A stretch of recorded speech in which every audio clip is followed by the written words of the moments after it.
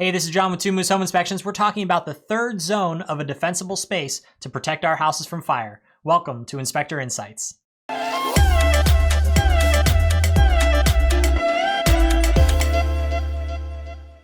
right, we've talked about zone number 1, right up against the house. Zone number 2, working out to that 5 to 30 foot range. And now we're talking about zone number 3, from 30 feet to 100 and beyond. Although this is only saying to 100 feet, you'll see at the very end that there's somebody that took it even greater than 100 feet to make sure that they kept their property safe, and it actually worked out for them. So why are we talking about this? This is the exact same thing. You know, zone 1, don't let the fire get there. Zone 2, don't let the fire get there. Zone number 3, don't let the fire get there. Okay, I totally get it. But the thing is, a lot of people say, well, right in front of the house, I want to make that beautiful. I want to do my landscaping there. Maybe a little bit further out, they say, oh, I don't want this to be that close to the house.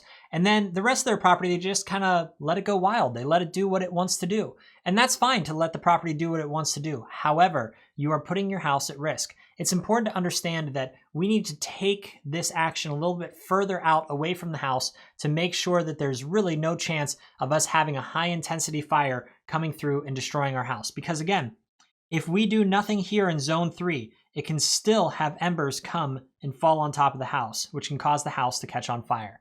If that is the case, that the house catches on fire, well, then you just lost everything. And what does it take to make a healthier forest by pruning out the small trees that are basically just competition, leaving the older growth trees there to continue doing what they're doing, and getting rid of any unhealthy trees that might be blighted or have other kinds of diseases? Let's get all that cleaned out. Let's get rid of all the fuels that are on the ground. Let's take and get rid of twigs and stumps and all kinds of other things like that. If you have a propane tank, let's get fuels away from your propane tank, because that tank can go through a fire, but it can't go through a superheated fire, and it will explode and you will have a problem. It'll actually vent the gas, and then the gas will catch on fire, and then you'll have an even bigger problem. But it's important to understand that your responsibility for your property is your entire property.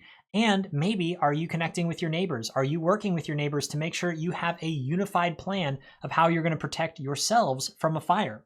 So if we move over, what we will see is that this area, we had our immediate zone, our intermediate zone, and now we're into our extended zones. Now the extended zone is kind of broken into 2 sections.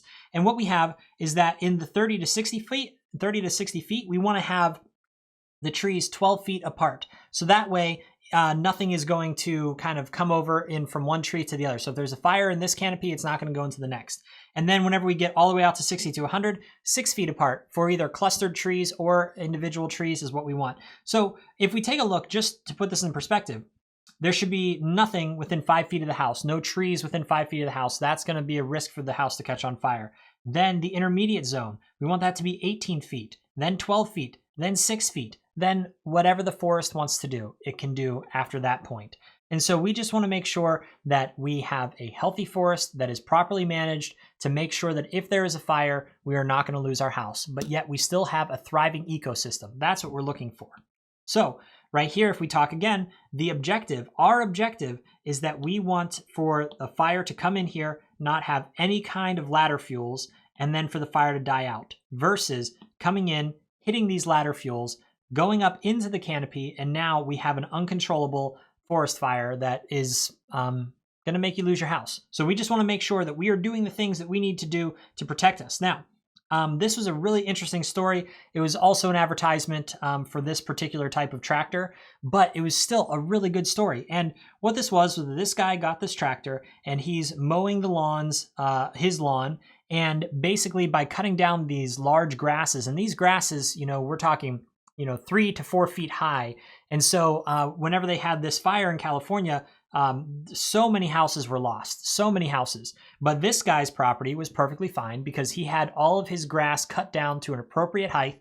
And that meant that, was the fire still there? Yeah. He lost a lot of his fences. He lost a lot of wooden objects on his property and other combustible objects.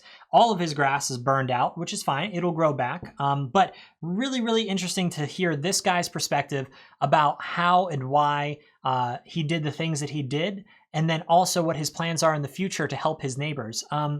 Really, really interesting, and a good story for something that had such a bad outcome for so many people, how just the smallest amount of work can make sure that your house and your neighborhood is protected.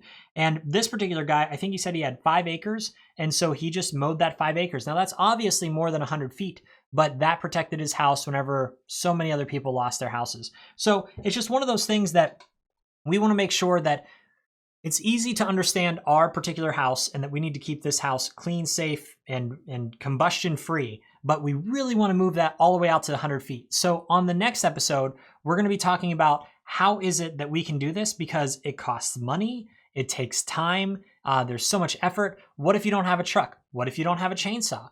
There are so many things that we offer in Summit County that can make sure that your house is going to be protected. So on the next episode, we're going to talk about some of the programs, both that provide resources and that provide money to make sure that you can keep your house safe on the next episode.